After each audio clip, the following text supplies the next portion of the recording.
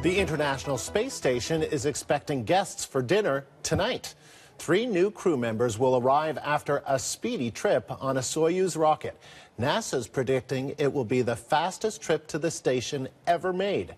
Asha Tomlinson is here with the details on what to expect, and we are going to bring this to you live. It is happening in just mere minutes from now. So, Asha, what's happening? Well, this Russian Soyuz will take off from Kazakhstan. It has a NASA astronaut on board along with 2 Russian cosmonauts. The trip up to the International Space Station will take only 6 hours. That is less time than it takes to fly from Halifax to Vancouver. This is the first time the crew has been on board. A crew has been on board. It's usually gone up unmanned. And it usually takes, say, a U.S. space shuttle 2 days to get up to the ISS. Now, our space and host of CBC Radio's Quarks and Quirks used plates earlier today to show how it works. But this is a really small mission. I mean, where they're in the Soyuz, and it's very small. And so he says that essentially they can't even really move their legs. So that's why this is great for them to get up there so quickly. So it's 4 orbits around. McDonald also says that this short time will limit their time in cramped quarters. Once they get to the ISS, that's where they will be joining Canadian astronaut Chris Hadfield and his team. But what we're going to do right now is listen in. Ignition. Second tower separate. Turbo pumps at flight speed. We have ignition of the Soyuz. Excellent thrust. And liftoff.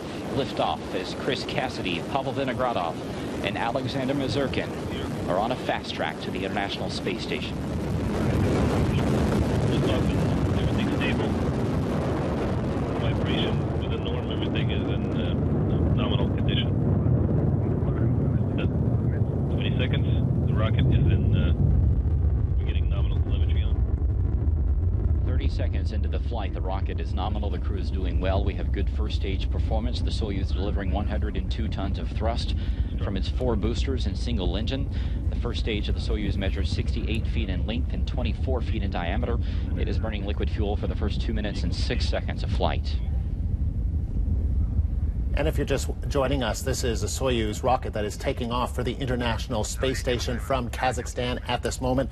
And as Asha Tomlinson, who has been watching this with me, this is likely to be the fastest flight ever to the International Space Station, a lot faster than the usual 2 days that it's taken in the past. Exactly. And so there has been other Russian Soyuz capsules that have gone up and taken this amount of time, 6 hours to get to the ISS, but they've normally been unmanned. So this is the first time a crew is on board. And it's likely, we're hearing, to be a success according to space experts, but they had to test it out first, of course. So it's essentially 4 orbits that it makes. And because the Soyuz capsule is so small, this is a good thing for the astronaut and the cosmonauts on board. It'll be less time in cramped quarters, and then they'll be meeting Chris Hadfield at the ISS, of course. The commander of the ISS, the first Canadian to be a commander. Asha, thank you. Let's just listen in for another couple of seconds.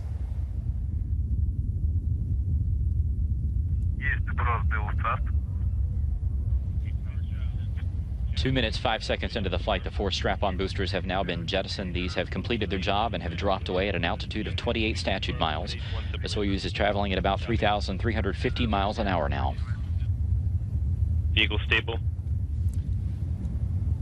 And that, again, is the Soyuz rocket going to the International Space Station, the fastest trip ever with crew on board. There's a NASA Chris astronaut Cassidy. And 2 Russian cosmonauts. Joining Canadian commander of the International Space Station, Chris Hadfield, in just 6 hours from now.